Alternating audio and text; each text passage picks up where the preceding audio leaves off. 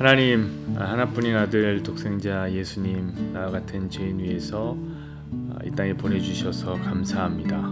예수님의 오심과 사심 그리고 십자가의 달리심으로 우리가 살았습니다. 우리는 오직 예수님의 공로로 얻게 된 그 죄 사함을 믿습니다. 아무 공로 없이 주의 은혜로 죽음에서 생명으로 옮겨졌으니 우리 거저 받은 인생입니다. 그러므로 주께서 주신 오늘의 삶을 최선을 다해서 살아가게 하여 주옵소서. 최선을 다하여 먹고 마시고 일하고 사랑하며 살기를 소망합니다. 거저 받은 인생 주께 감사하며 거저 내어주며 살아가는 복된 인생이 되게 하옵소서. 예수님의 존귀하신 이름으로 기도합니다. 아멘. 오늘 함께 찬양하시죠. 사철의 봄바람. 사철의 봄바람 불어있고 하나님 아버지 모셨으니 믿음의 반석도 든든하다. 우리 집 즐거운 동산이라. 고마워라 임마누엘. 예수만 섬기는 우리 집. 고마워라 임마누엘. 복되고 즐거운 하루하루. 사철에 한번 더 할까요? 사철의 봄바람 불어있고 하나님 아버지 모셨으니 믿음의 반석도 든든하다. 우리 집 즐거운 동산이라. 고마워라 임마누엘. 예수만 섬기는 우리 집. 고마워라 임마누엘. 복되고 즐거운 하루하루. 아멘. 오늘 전도서 9장 9절 말씀입니다.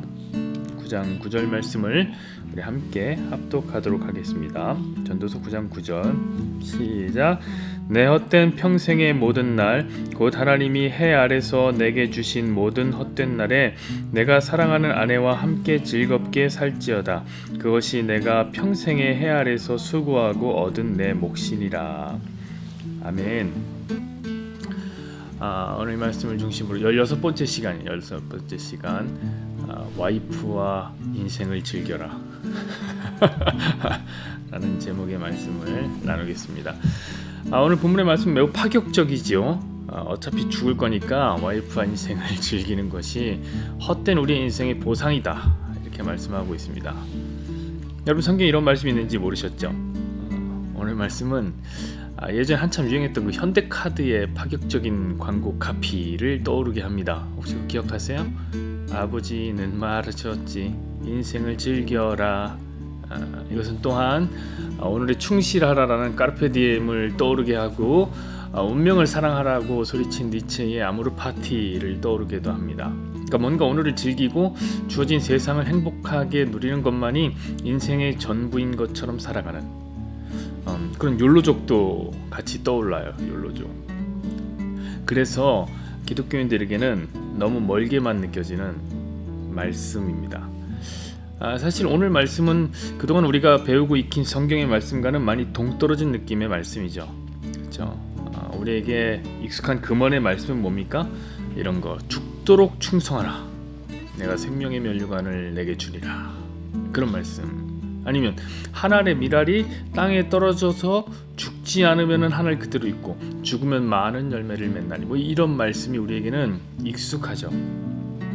그래서 어차피 죽으면 썩을 육신, 이거 썩히지 말고 우리가 사는 동안 달아 없애는 인생 되자. 이런 생각들을 많이 합니다. 영원한 생명을 위해서 이 땅에서는 잠시 나그네와 외국인으로 살아가는 그런 광야 인생에 대한 묵상을 우리는 그동안 많이 해왔습니다. 여러분 어떤지 모르지만 저는 많이 해왔어요. 물론 이런 인생도 빛나는 인생이죠. 그러나 여러분은 어떻게 살 겁니까? 아니 어떤 삶이 더 나은 삶 같습니까? 첫 번째는 이런 거예요. 나의 유익이나 행복은 잠시 미뤄두고 먼저 그의 나라와 의를 구하는 삶이 있습니다.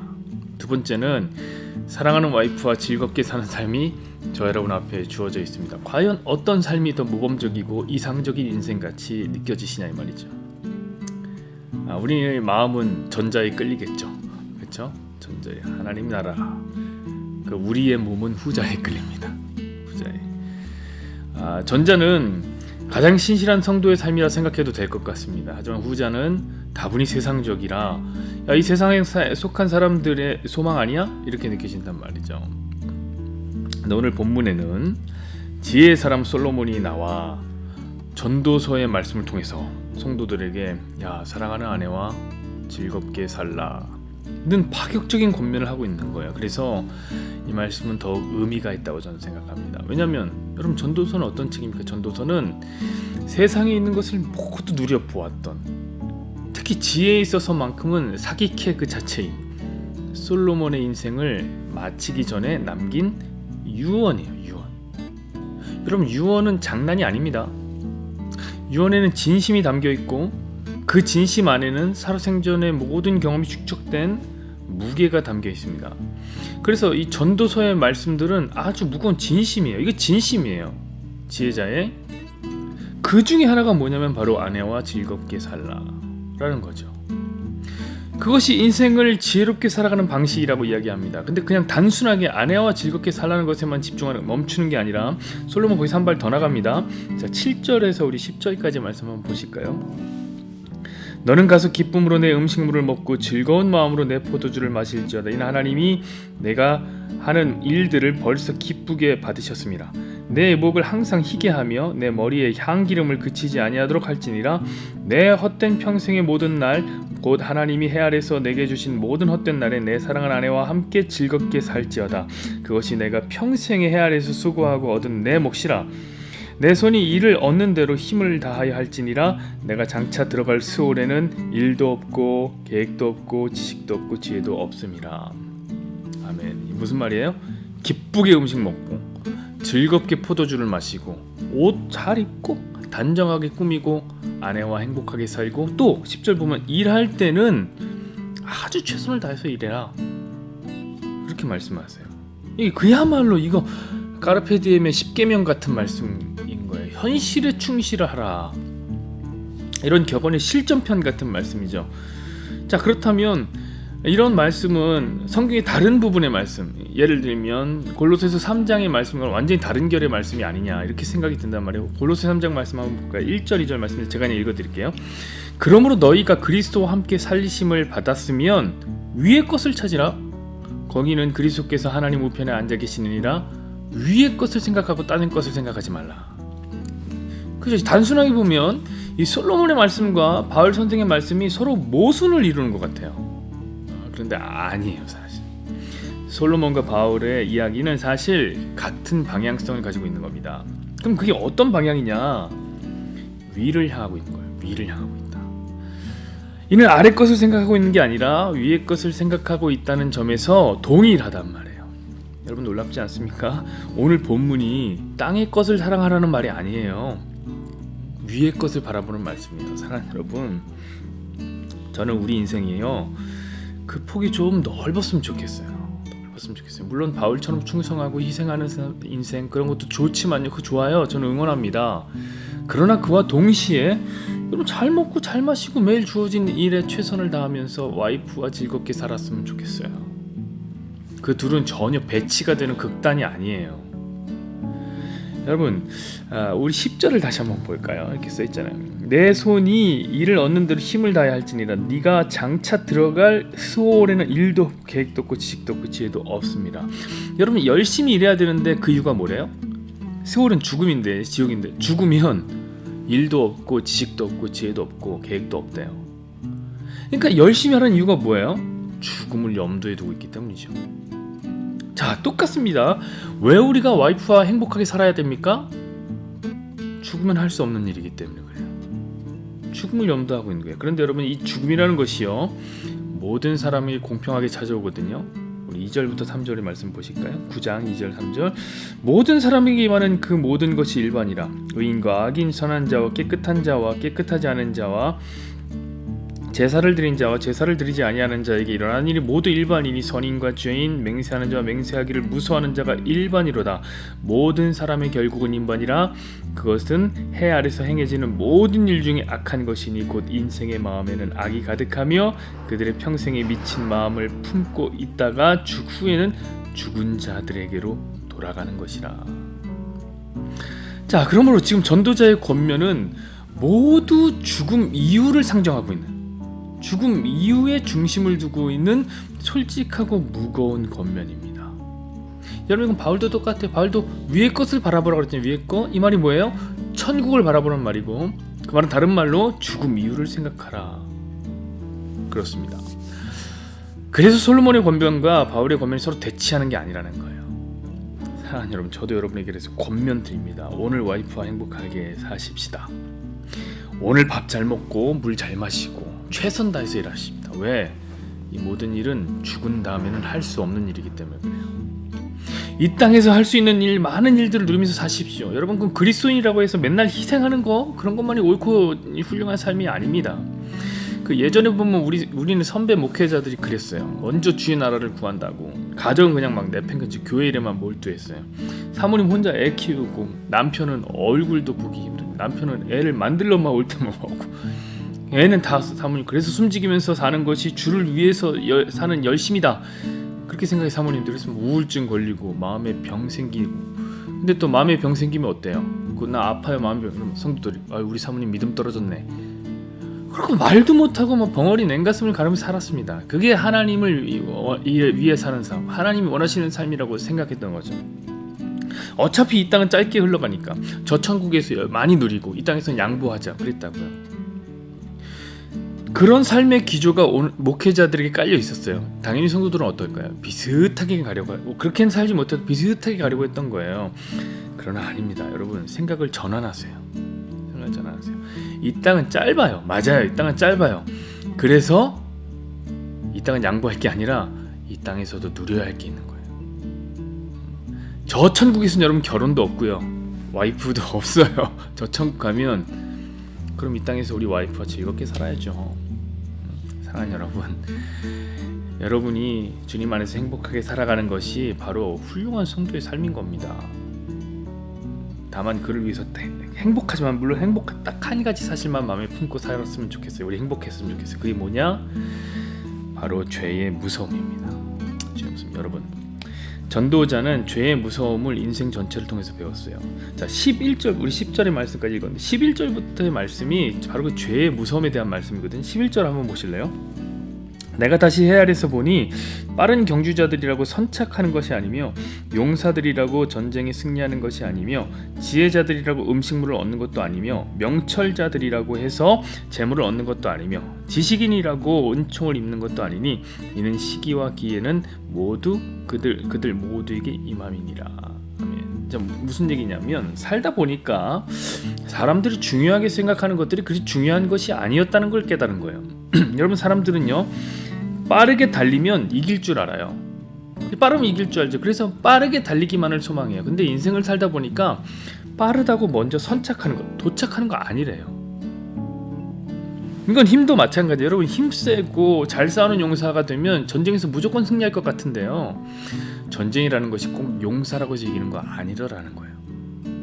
이건 지혜도 마찬가지죠. 지혜가 있다고 먹고 사는 문제가 해결되는 거 아니고, 명철한 사람이라고 해서 재물을 얻는 것도 꼭 아니다. 이걸 전도자가 배웠어요. 여러분, 맞습니다. 삶은 복잡하고 난해합니다. 우리가 생각하는 것처럼 일이 단순하지 않아요.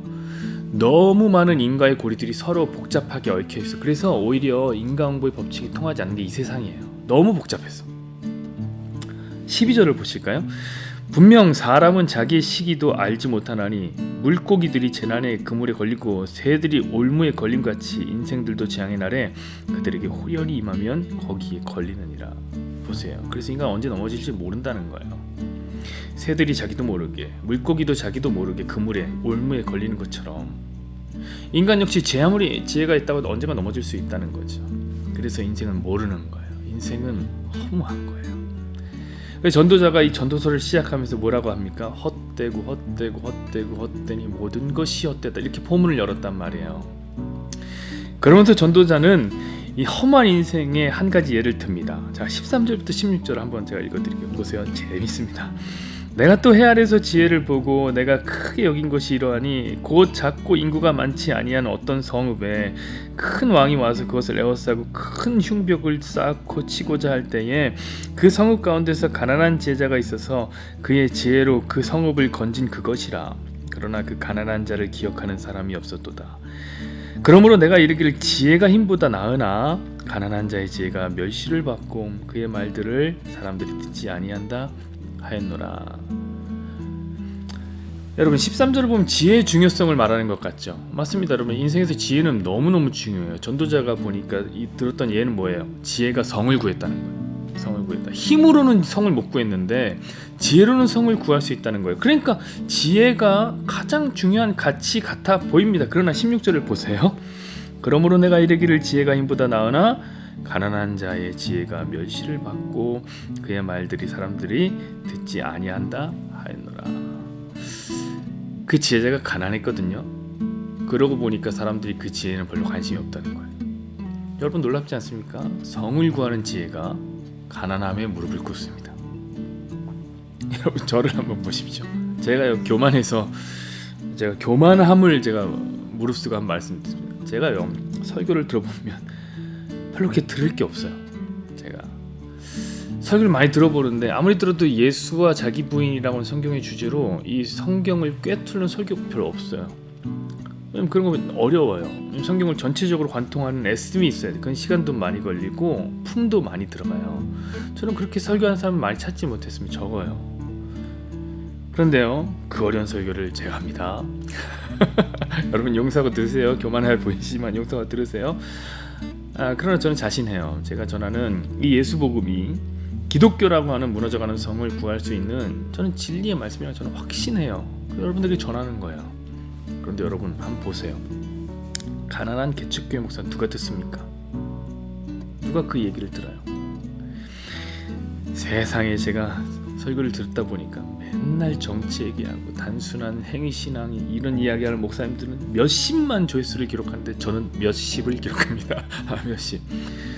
돌아가서 막 자기가 기도할 때 예수님의 얼굴이 보인다라고 말하는 이상한 전도자가 있어요. 전도사가. 깜짝 놀랐어요. 자기 기도 예수님의 얼굴이 보여요. 막 그래요. 사이비야 사이비. 어떤 분은 기도할 때 막 성령의 불이 당신의 허리를 감쌌대. 허리 디스크를 고쳤다면 신비주의 목사님도 있고요. 그런 말도 안 되는 설교에는 사람들이 열광을 해요. 막 사람들이 미쳐 좋다고 막 좋아요 막 누릅니다. 근데 가난한 개척교회 목사님 저의 말에는 아무도 귀를 안 기울여요. 그러니 지혜가 반드시 선한 결과를 가져온 거 아니란 말이에요. 아니에요. 17, 18절 보세요. 근데 더 놀랍습니다. 조용히 들리는 지혜자들의 말들이 우매한 자들의 다스리는 자의 호령보다 나으니라. 지혜가 무기보다 나으니라. 그러나 죄인 한 사람이 많은 선을 무너지게 하느니라. 맞습니다. 지혜는 힘이 있어요. 그래서 무너질 성도 지키는 힘이 있어요. 그러나 그 지혜도 한 사람의 죄악 앞에서는 와르르 무너지는 거. 그러므로 전도자가 보기엔 뭐예요? 죄가 가장 센 놈이라. 가장 세다. 근데 어쩝니까? 모든 사람이 죄를 지었으니 아까 전도자의 말대로 모두가 죄의 결과로 죽게 되는 거 아니에요? 그래 세상 좋다고 말하는 게 뭐 다 소용이 있어요. 인간의 죄 앞에서는 다 물거품이 되는 거예요. 전도자는 인간의 죄의 무서움을 제대로 직시하고 있습니다. 그게 바로 죽음을 항상 염두에 두고 살게 된 지혜자의 삶으로 나타나는 거예요. 인간은 죄 때문에 죽습니다. 저도 여러분도 죽습니다. 그것은 어쩔 수 없는 인간의 운명입니다. 사랑하는 여러분, 그것을 안다면 당연히 무엇을 붙잡아야 되겠습니까? 빨리 달려갈 능력을 붙잡겠어요? 지혜 붙잡을 거예요? 용사 되고요? 힘 붙잡을 거예요? 다 아니죠. 우리의 죄 문제를 해결할 수 있는 예수 그리스도를 붙잡아야 되는 거예요. 사랑하는 여러분, 그래서 죽음을 염두에 두고 살라는 거예요. 죽음을 염두에 두고 살 때 우린 예수님 붙잡을 수 있어요. 그리고 그 예수님만 붙잡았다면 오늘 하루 최선 다해 사는 거예요. 잘 먹고 잘 마시고 일 열심히 하고 와이프와 행복하게 사는 거죠. 다만 어디에서요? 우리의 죄 문제를 해결하시는 주 예수 그리스도 안에서요. 그럼 그게 바로 위의 것을 바라보는 삶이고 죽음을 염두에 둔 삶이고 성도가 소망하는 가장 이상적인 삶이 되는 겁니다. 사랑하는 여러분, 하나님께서는요, 저와 여러분에게 그런 행복한 삶도 허락해 주셨습니다. 그러니 오늘도 우리 예수님 안에서 우리 와이프와 또 남편과 함께 행복하게 사시길 소망하겠습니다. 그것이 바로 우리의 분복입니다. 함께 기도하시죠. 하나님, 우리가 많이 오해하는 것 있습니다. 하나님, 우리가 주를 위해 살고 주님의 나라를 위해서 먼저 구해야 된다고 배워서 우리의 행복, 우리의 가정은 좀 내팽겨친 채 하나님 나라를 먼저 구하고 희생하고 헌신하고 이런 것만이 성도의 진정한 삶이다 오해하는 것 같습니다. 그럼 우리가 솔로몬의 오늘 권면을 통해서 배우는 것은 바울의 권면이나 솔로몬의 권면이나 매한 가지라는 사실을 배웁니다. 하나님께서는 우리 인생에게 행복하고 좋고 아름다운 것들을 많이 넣어주셨습니다. 하나님, 이 땅은 짧지만 그래서 이 땅에서 누려야 되는 것이 있다는 것 또한 하나님, 우리 성도들이 잊지 않게 하여 주시옵소서. 그리하여 우리가 죽음을 항상 마음에 상정해 두고 우리 죄를 고백하며 죄 문제 해결하실 예수님 안에 거한다면 오늘도 기쁘게 먹고 즐겁게 마시고 우리 와이프와 남편과 행복하게 살며 최선 다해서 일하는 그런 행복한 하루하루를 보내는 것, 그것이 성도의 가장 아름다운 이상적인 삶이라는 것 또한 잊지 않도록 도와주시옵소서. 이제는 우리 주 예수 그리스도의 은혜와 하나님 아버지 무한하신 사랑하심과 성령님의 도와주시고 함께 하시는 역사가 오늘 예수 안에서 오늘을 충실하게 살길 소망하는, 또 위의 것을 바라보고 죽음을 염두에 두고 살아가기는 우리 주의 모든 권속들 머리 위에 지금으로부터 영원까지 함께 계실지어다. 아멘.